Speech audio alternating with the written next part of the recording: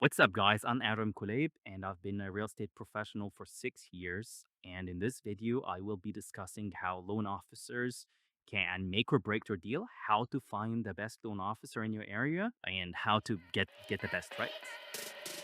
In this video, you'll hear me saying loan officers, mortgage broker, mortgage lender, or bank. Sometimes use these terms interchangeably. One big distinction I want you to make between smaller companies, there are huge companies like Rocket Mortgage or Bank of America or Chase. And unfortunately, I cannot recommend any of these companies to my clients. I always recommend working with a small local mortgage broker. You can use a direct lender or a mortgage broker. Usually, a mortgage broker, they get your credit profile, they ask you a lot of questions to qualify you, and they shop around. They have about maybe 50 to 60 lenders, and they see who's going to give you the best interest rate and the best fees.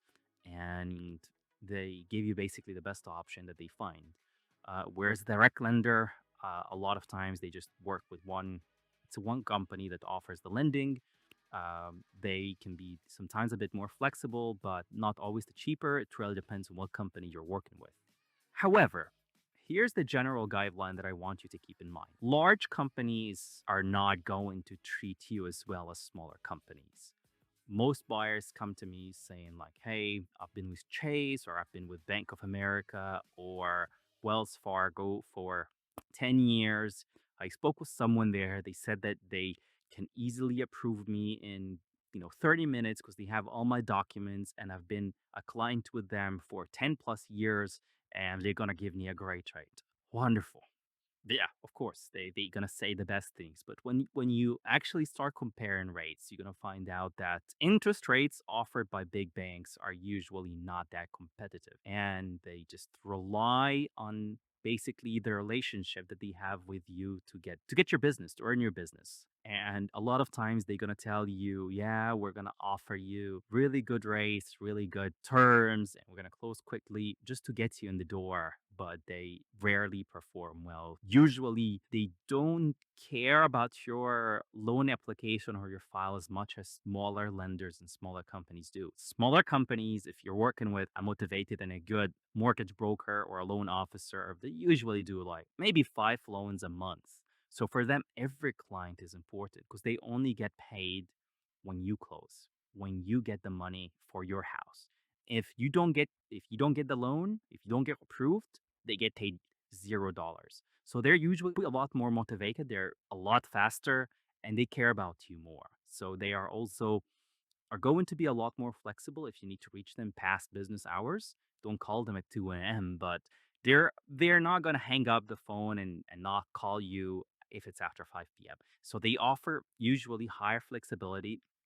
They care about you more. So if you have questions about your credit, your taxes, or anything, they're going to be a lot more willing to help you and guide you through the process. And larger banks, you're just one out of 10,000 clients that they are processing. They will take your call, they will respond to your emails, but they are not going to care about you as much. But that's the main distinction I want you to make. Always go with someone who is local and a smaller company. Don't go for Rocket Mortgage or, Chase or Wells Fargo or Bank of America. Avoid these large companies. I get a lot of clients that have already been pre-approved with, let's say, Rocket Mortgage, because Rocket Mortgage is so good at capturing buyers' attention. If you go look for like get pre-approved or how much do I qualify for, they are so good at making Google ads. They're so good at making really good website that captures your attention but makes the process seem smooth in the beginning. But here's what I want you to know. Getting pre-approved is the first step. It's not the end all be all. You're just getting your foot in the door to get pre-approved. There's going to be a lot of additional documents that your loan officer will need, and we'll discuss them right now. But not because you got pre approved by one of the big banks means that you should go for them. The other thing I want you to know is that you need to shop around. So banks or lenders, they are just offering a service. They are lending you money for a price. The price you're paying comes in two forms, it's fees and interest. If you have lower fees and lower interest, always go with that lender.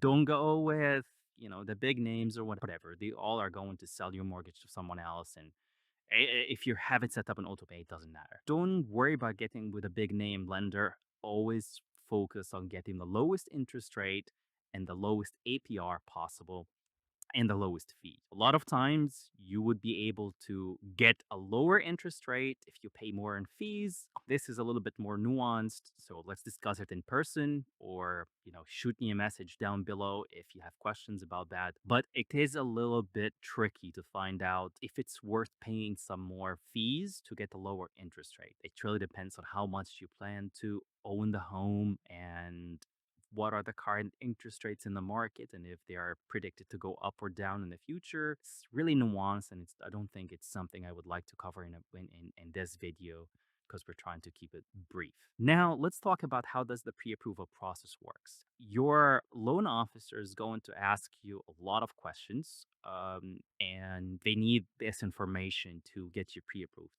Always be honest with them, always be straightforward because they're going to verify everything they ask you for.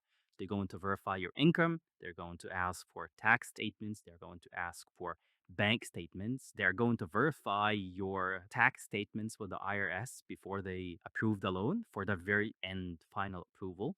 And they are going to look at your credit report very thoroughly because you're getting, let's be real, you're getting, let's say, 300, 400, or $700,000 loan. It's a lot of money. Banks need to verify your ability to pay them back.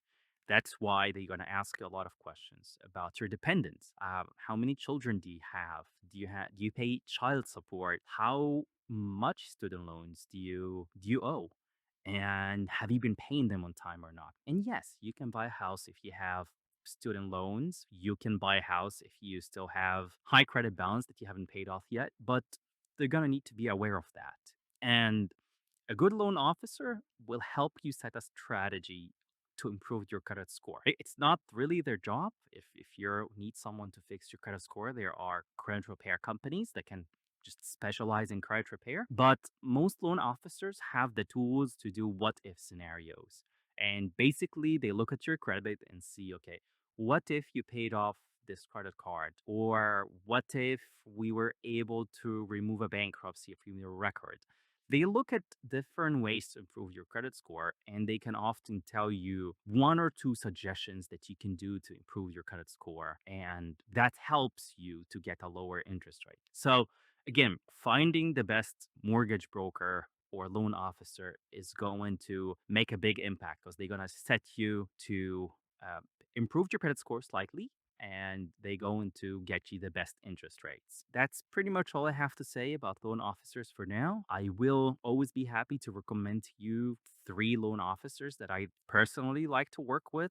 If you have someone that you like to work with, by all means, go for it. But keep in mind that even the smallest change in interest rate makes a big difference. So a lot of times people think, oh, it's only half a percent. It's only half a percent of the loan value. So if you go from 7% interest to 6.5 on a $400,000 loan, it is big money. A lot of times people don't realize that it can make a difference of like $100 or $200. That's like your phone bill or internet bill. Imagine getting like, $100 more in your bank account every month. So that's why I want you to take your time. If you can shop around, maybe look at 1 or 2 different lenders, maybe 3 different lenders. Doing the application can be time consuming. You don't need to do that in the beginning. But once you get a house under contract, once you found the right house, you need to start shopping around. I would say go with 2 or even 3 different lenders and see who is willing to give you the best interest rate. All right, guys, that's the end of the video. And if you have any questions, leave them down in the comments below. I will answer them. And if you need recommendations for a loan officer or a mortgage broker, also let me know. I'll be happy to connect you with 2 or 3 loan officers that I personally like to work with. See you in the next video.